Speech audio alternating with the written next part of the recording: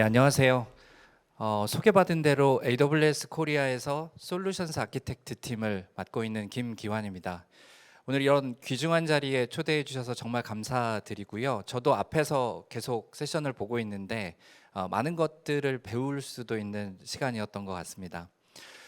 제가 주로 말씀드릴 부분은 아마도 이 자리에서 AWS나 혹은 이제 아마존이라는 회사를 잘 모르시는 분들도 있을 거라고 생각을 했습니다. 그래서 아마존이 어떤 문화를 가지고 있고 그리고 아마존이 어떤 미션을 가지고 있는지부터 시작을 해서 오늘 이제 주제가 머신러닝이나 AI 쪽으로 많이 가고 있는데, 그러면 아마존이나 혹은 이제 AWS가 앞으로 보고 있는 기술의 트렌드 혹은 특히나 머신러닝에 대해서 어떤 형태로 아마존은 일을 하고 있는지에 대해서 좀 설명을 드리도록 하겠습니다.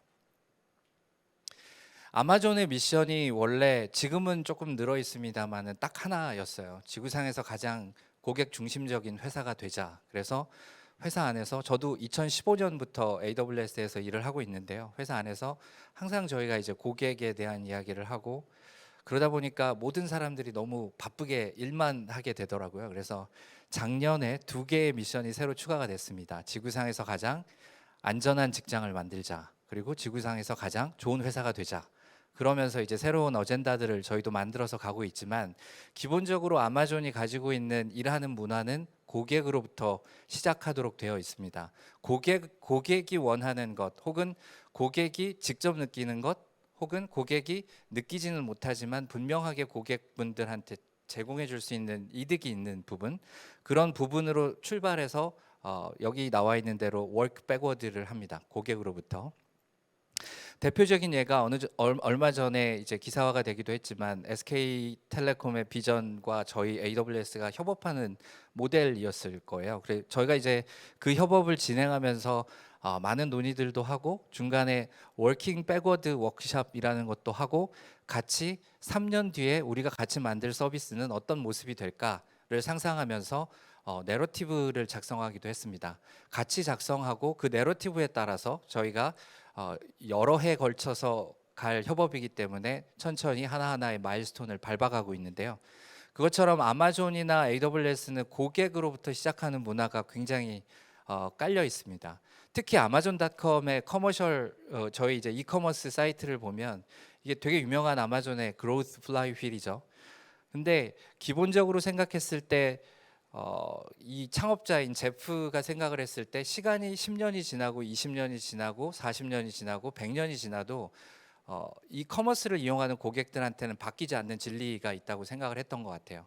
그 진리가 싼 가격으로 좀 더 많은 선택 안에서 가장 편하게 혹은 가장 빠르게 배송을 받을 수 있는 이 세 가지의 욕구는 변하지 않는다고 생각을 해서 그걸 기반으로 해서 그로스 플라이휠이라는 걸 만들었습니다.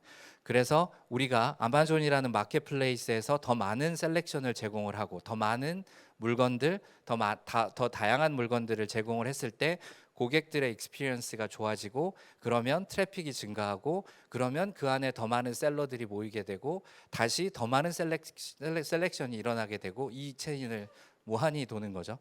그 과정에서 저희는 규모의 경제를 만들어서 더 낮은 가격으로 소비자들한테 제품을 공급하고, 그 더 낮은 가격으로 공급하는 부분이 다시 커스터머 익스피리언스에 도움을 주는, 저 그로스 플라이휠을 아마존닷컴은 이제 사업의 근간으로 삼아왔습니다. AWS라는 클라우드 서비스도 좀 비슷한 것 같아요. 저희 이제 클라우드 서비스 안에 지금은 200여 가지가 넘는 AWS의 각종 서비스들, 오늘 얘기 많이 나오고 있는 AI, ML부터 시작해서 데이터베이스, 인프라스트럭처, IoT, 굉장히 다양한, 뒤에서 보시게 될 전혀 클라우드하고 관계가 있어? 라고 생각할 수 있는 부분까지도 서비스를 만들고 있습니다. 그게 셀렉션을 늘리게 되고, 또 SK텔레콤이나 SK 계열사 분들의 솔루션들도 일부 저희 마켓플레이스에 올라와 있지만, 다양한 서드파티 ISV 혹은 서드파티 공급 업체들의 서비스들을 같이 저희 AWS 플랫폼 하에서 제공을 해드리고 있어요. 그런 부분들은 고객분들이 실제로 현재 풀려고 하는 고객분들의 문제에 가장 적합한 솔루션을 찾아서 활용하실 수 있도록 도와드리는 더 많은 셀렉션을 드리는 거죠. 그게 결국 저희도 커스텀 익스피리언스가 좋아진다고 생각을 하는 거고 더 많은 AWS 유저들이 생기고 그렇게 됐을 때 규모의 경제로 계속 지금까지 거의 100여 회 가깝게 저희는 자발적으로 각 서비스들에 대한 가격 인하를 하고 있습니다.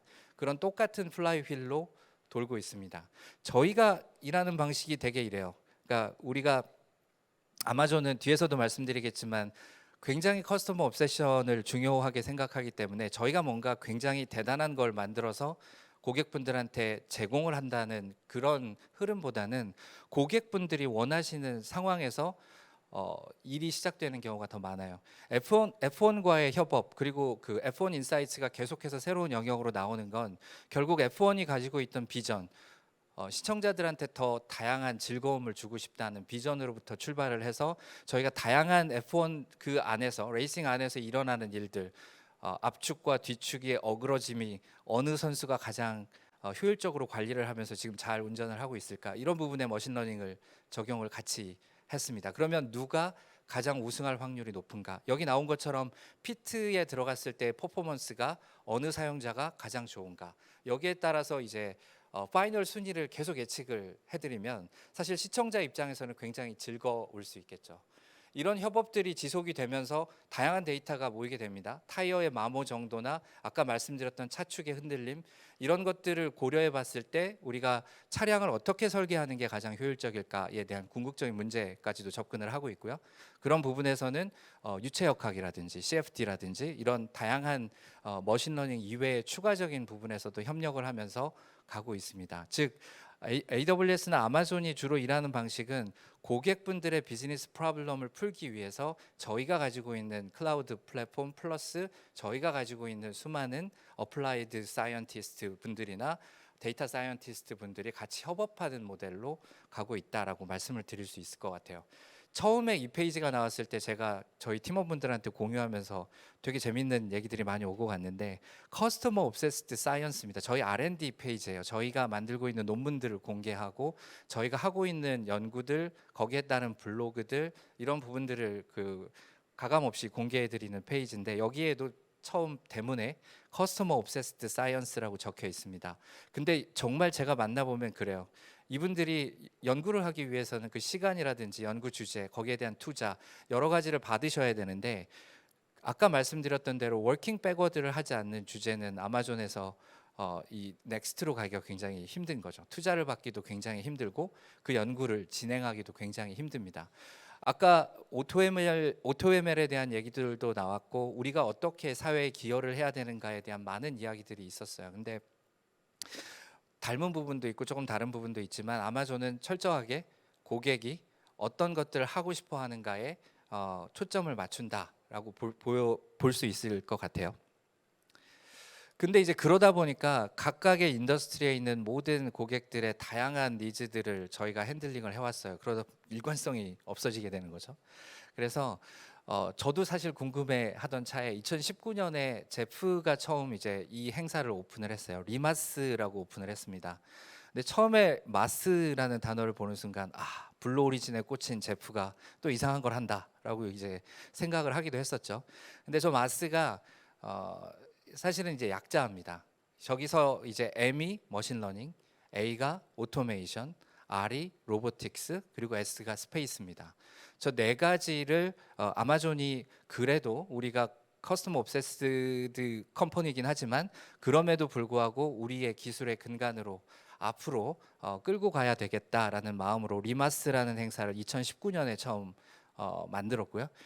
해마다 계속 진행이 되고 있고 올해 같은 경우도 지난 초여름에 라스베가스에서 행사를 개최를 했습니다. 이 마스라는 부분이 이제 결국 저희도 많이 집중하게 되는 영역들이 되고, 사실은 저 네 가지의 영역이 뒤에서 보시면 아시겠지만 서로 얽혀 있습니다. 머신러닝 없는 로보틱스는 생각하기 어렵죠. 로보틱스에 자율주행도 있어야 되고 컴퓨터 비전이나 다양한 이제 추론들이 있어야 되니까요. 오토메이션도 마찬가지입니다. 수요 예측을 하기 위해서 당연히 이제 요즘은 굉장히 자연스럽게 아마존도 예전에는 알고리즘 베이스의 수요 예측도 많이 했지만 지금은 머신러닝 기반의 그 수요 예측을 하게 됩니다. 그래서 이 모든 네 가지 키워드들이 사실은 얽혀 있습니다.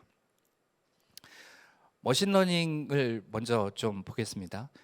정말 많은 그 이 어플라이드 사이언티스트들과 데이터 사이언티스트들이 아마존이나 AWS 안에 지금은 있는 것 같아요. 제가 처음 AWS 들어왔을 때 하고 비교를 하면 그 수가 정말 많이 늘은 것 같은데요.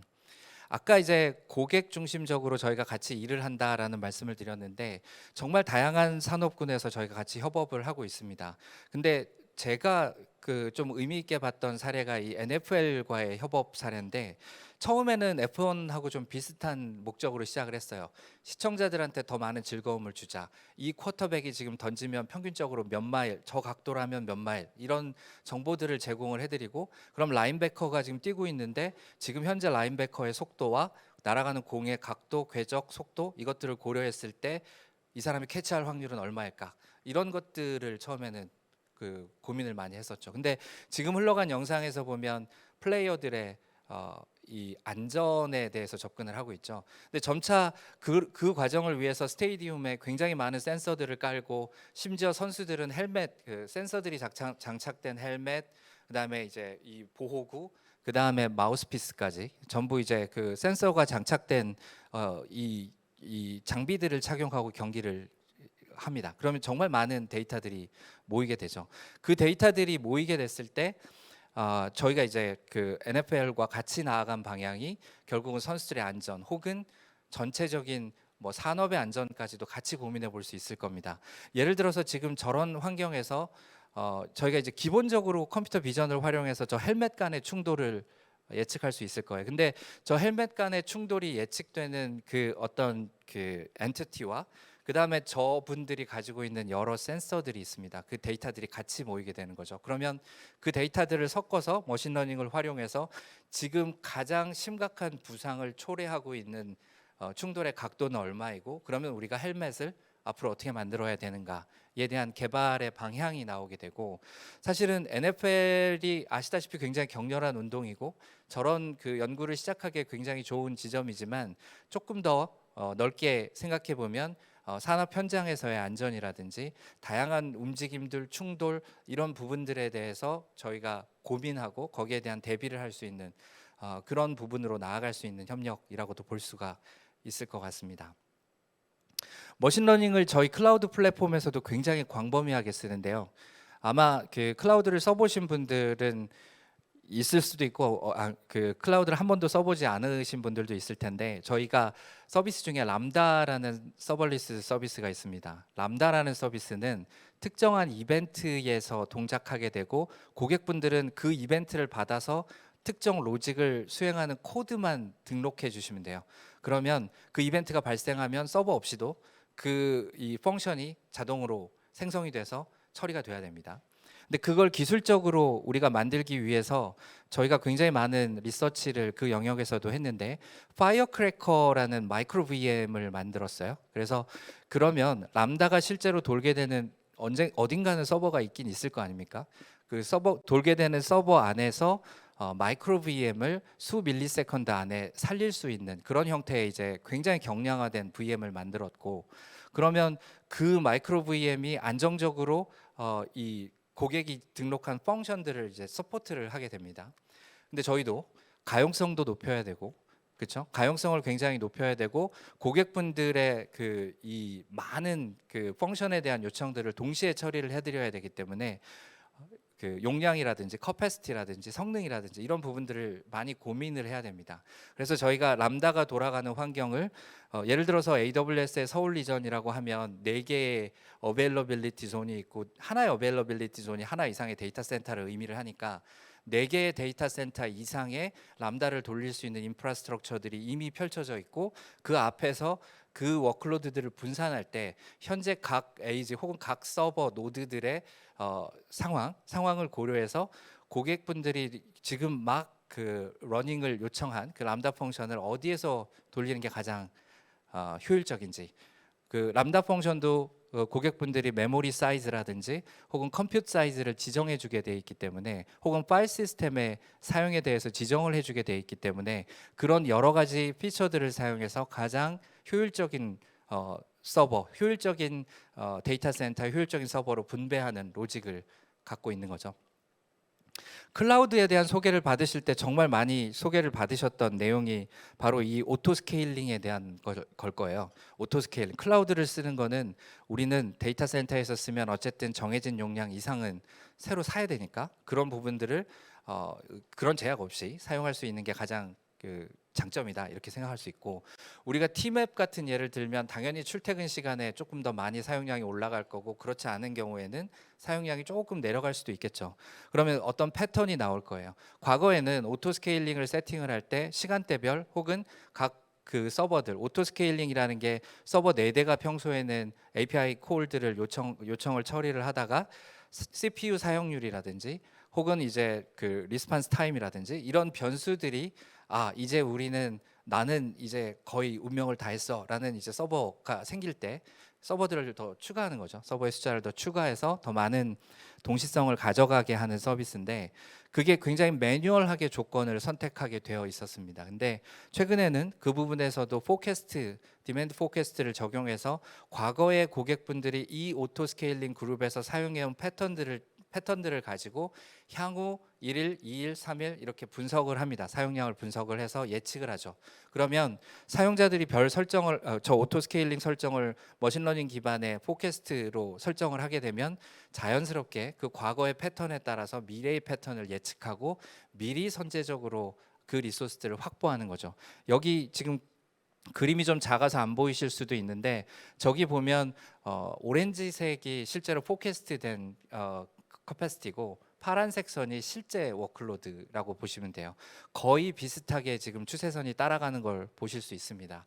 그렇기 때문에 굉장히 많은 고민을 하지 않고도 우리가 그 시간대별로 혹은 특정 날짜에 이렇게 바뀔 수 있는 워크로드들에 대한 포캐스트도 최소한의 설정으로 이미 하실 수 있는 단계로 가 있습니다.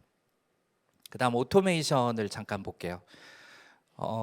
오토메이션이라는 게 뭐 예를 들어서 이런 프로블럼을 풀려면 오토메이션이 분명히 중요해지겠죠. 2050년까지 저희가 먹어야 될 식량이 70% 이상 늘어야 된다. 지금의 비교를 하면. 그러면 지금 식량을 생산하는 속도대로 가면 되는가라는 이제 의문이 생기게 되고요. 여기는 과수원의 예가 나와 있는데 전부 다 매뉴얼이고 사람들은 네트워크와 단절된 상태로 일을 하게 됩니다. 그죠?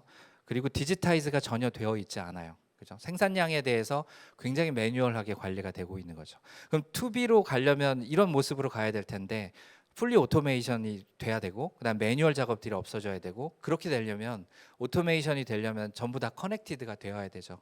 사실 이거는 지난 리마스 컨퍼런스에서 호주의 한 스타트업, 과수원 스타트업에서 이제 발표해 주신 내용에서 이 부분만 제가 따왔는데 굉장히 얼리 스테이지에 있어요. 이분들이 뭐 기계들을 많이 만드셨어요. 실제로 과일을 따는, 그러니까 로봇 팔처럼 생긴 게 가서 이 진공으로 빨아들여서 사과를 따고 뭐 이런 형태로 만들었는데 사람보다 훨씬 느리더라고요, 아직까지는.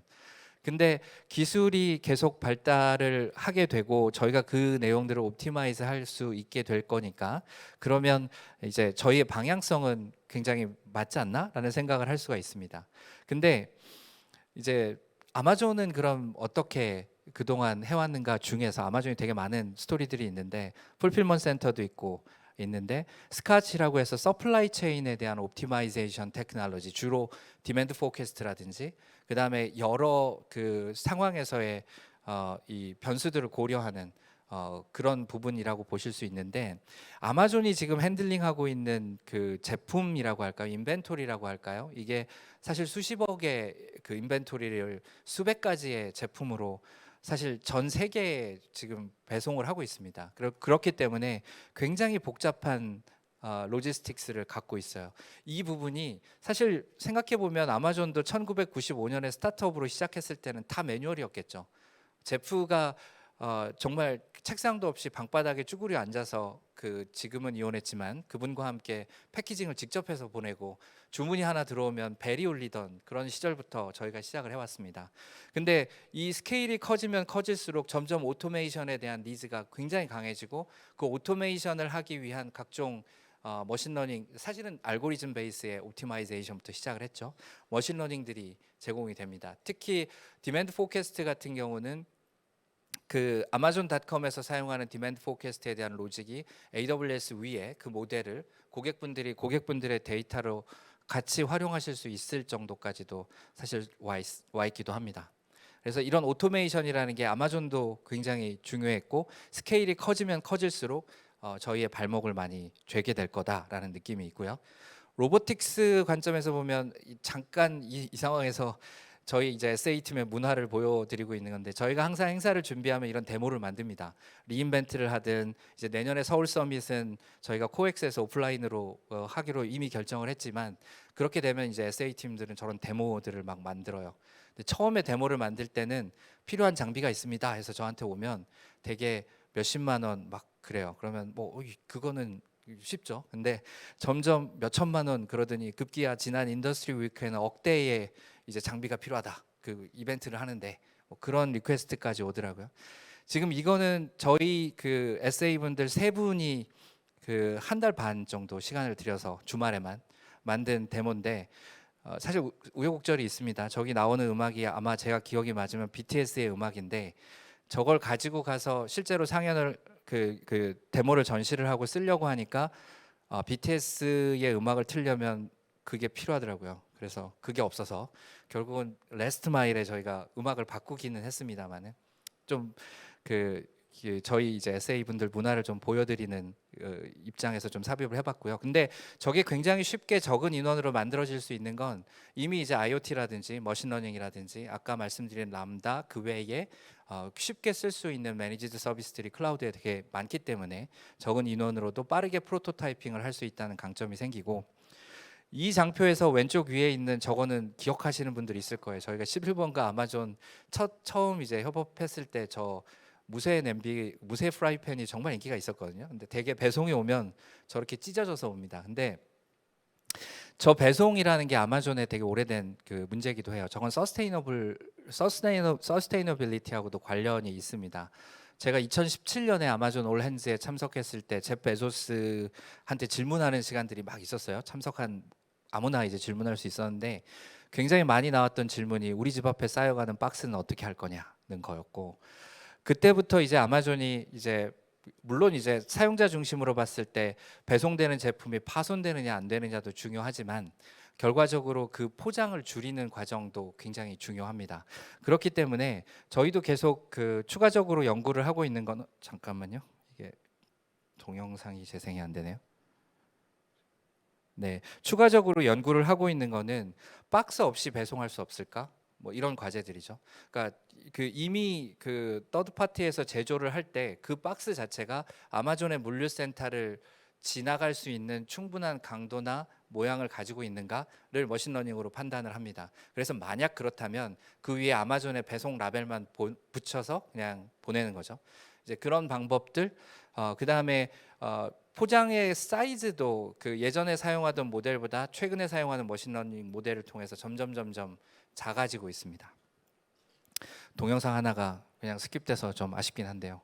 스페이스로 마지막으로 넘어가 보겠습니다. 시간도 거의 다 됐기 때문에.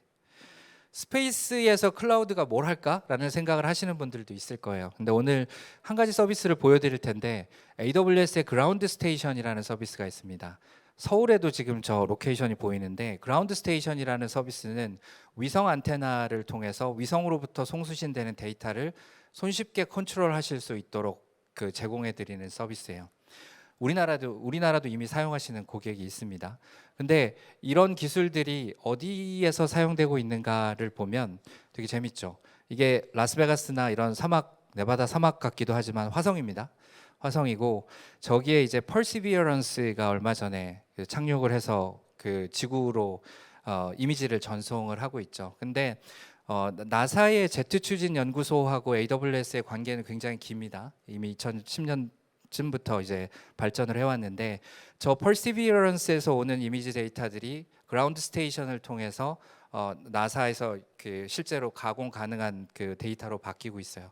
그리고 위성을 컨트롤할 수 있기 때문에 다양한 아이디어들이 나오고 있는데요. 저희 스타트업 같은 경우 저 분야에서 일하는 스타트업 같은 경우에 위성 사진, 그러니까 어느 지역이든지 위치만 찍으면 그 위치에 고해상도 최신 위성 이미지를 API 콜 하나로 제공해드리는 그런 스타트업들도 있죠. 방금 전에 보셨듯이 태풍이 진로나 빙하의 변화, 그죠? 저런 것들을 굉장히 실시간으로 모니터링할 수 있고 화산의 분화라든지 그리고 좀 이따 나오겠지만 호주에서 산불이 일어났을 때 그 산불을 어떻게 효과적으로 진압할 수 있을까에 대한 매크로스코픽한 뷰, 위성 사진에 대한 실시간 뷰를 API 콜로 쉽게 가져올 수 있게 도와드리는 거죠.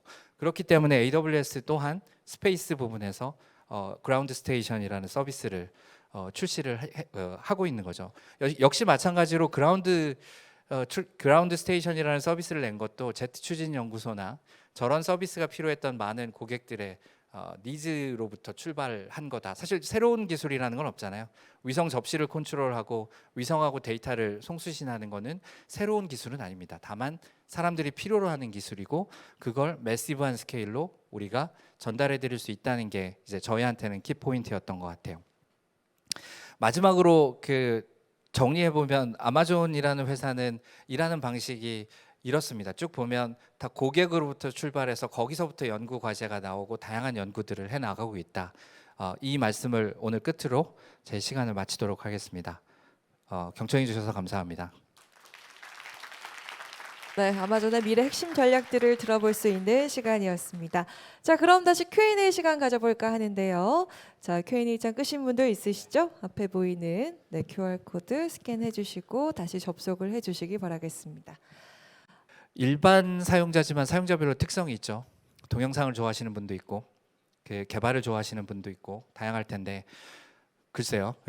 저희도 이 개인이 쓸 수 있는 서비스도 없지는 않습니다. 뭐 개인 가상 PC라고 하는 이제 서비스들도 있고 그렇긴 한데 더 중요한 건 저희 아까 커스텀 옵세션이라고 말씀드렸잖아요. 의도가 중요한 것 같아요.